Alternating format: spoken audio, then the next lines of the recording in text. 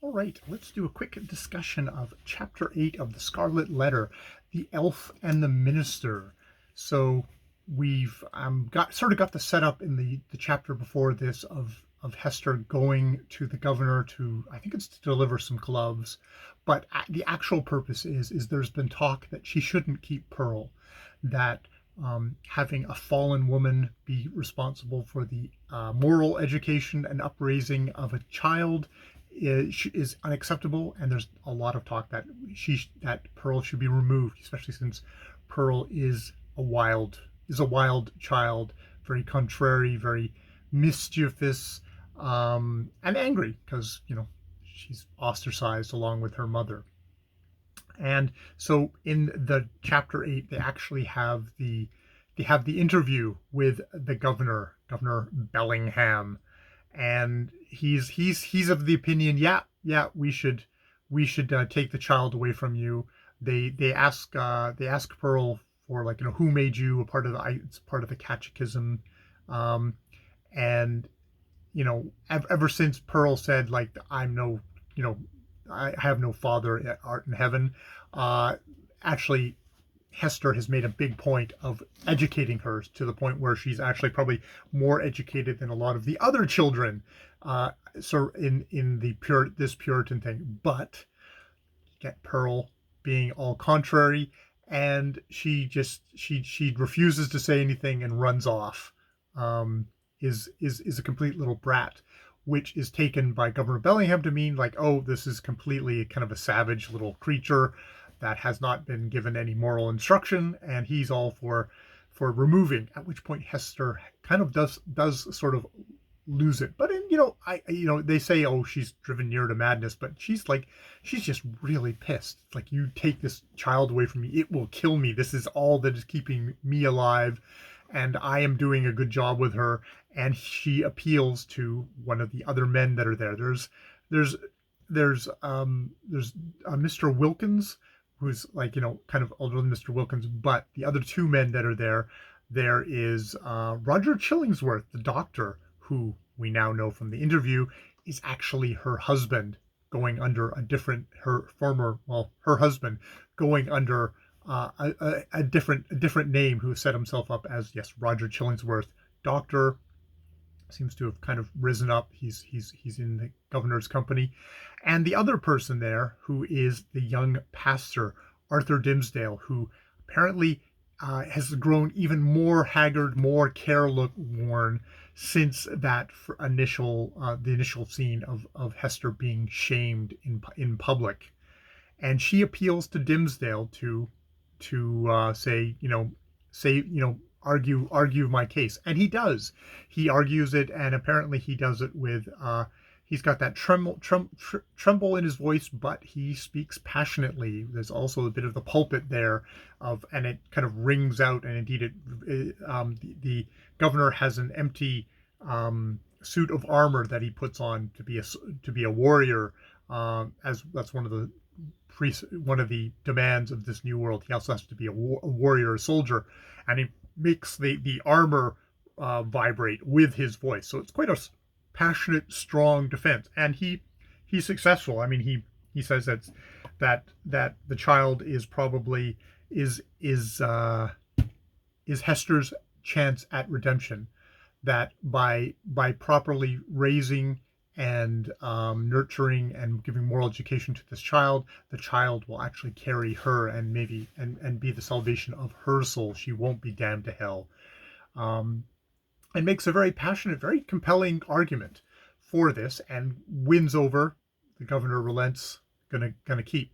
And this is the whole question that I haven't mentioned in any discussions yet. It's like, well, who is the father of this child? There seems to be a lot of stuff here of exactly just how troubled Arthur Dimmesdale is. Is he the father, or does he feel guilty for being her pastor and her strayed? You kind of go with the whole, he's probably the father. He does a lot of clutching to his breast, to his heart, which makes me think he is carrying around his own Scarlet Letter that is not exposed. Perhaps, maybe he is just he feels like he's let Hester down as her pastor. We shall see. I mean, he's also a very passionate guy. I can see him and Hester having had a very passionate relationship that got physical, and that was saying. It's interesting because Roger Chillingsworth, after his speech, says, "Oh, you spoke that very passionately, Doctor." It's like he's looking out for who is the father. And I mean, the fact that he is actually suspecting Arthur makes me think that maybe he isn't actually the father, that this is the red herring that, Roger Chillingsworth will try and latch on upon, but it'll turn out to be untrue. And it's just, it's a matter of that kind of the good questions of like, what's the moral thing here. I'll, and they also have, they go so far as Pearl goes over to Arthur Dimmesdale after he's made his speech and is kind of trembling in the shadows, kind of clutching the curtain around him, that Pearl goes up to him and in one of her very kind of rare, kind of calm, tender moments, puts her hand in his and I think she kisses his hand. So it's like, that's like, oh, it's Daddy. It's which I think is a red herring. I think it might be also just attraction to someone who's like, oh, you have passion too, I have passion too, that kind of a thing. So we'll see. It's interesting that Wilkins, I think, says something about like, oh, we thought you're trying to make your child into a kind of a Popenjoy, a dandy, but actually it's an expression, it's a living expression of the Scarlet Letter, her dressed so vibrantly and thing. That's the unconscious kind of thing that has happened there that perhaps Hester is expressing.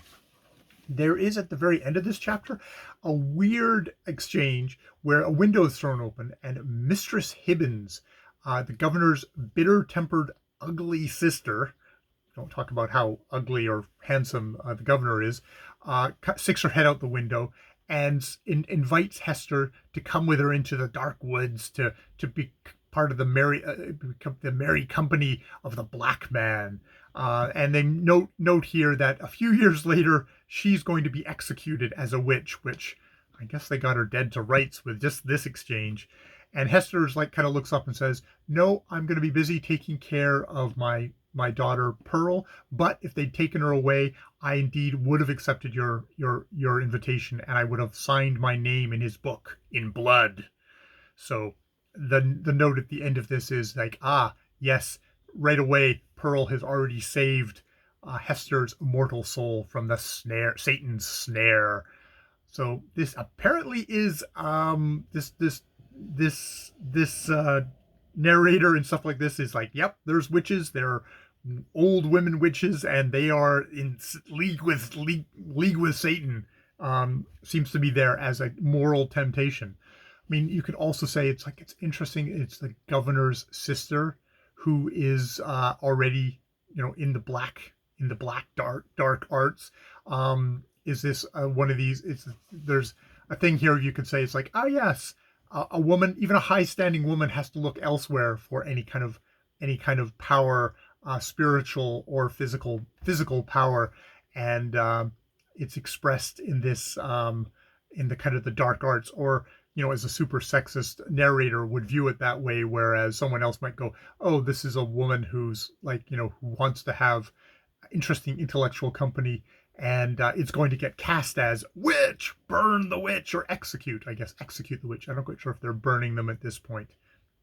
So yeah, that is chapter 8, The Elf Child and the Mnstr, Pearl and Arthur Dimmesdale, with all signs pointing to them being father and daughter. But you got to think, for dramatic purposes, this is probably just pushing. I'll be surprised if it actually is the case, because there's so many signs at this point pointing towards that being the case. I think not, but we'll see, especially with Roger Chillingsworth having kind of sworn to find out who the father is, and his first suspect being Arthur Dimmesdale. Makes me think, well, if that's the first suspect, you're probably going to have another suspect or two that are going to show up that might take the focus off of poor old Arthur going forward, if he is indeed poor old Arthur. All right, I'll leave it there. I've been Jay. More videos later.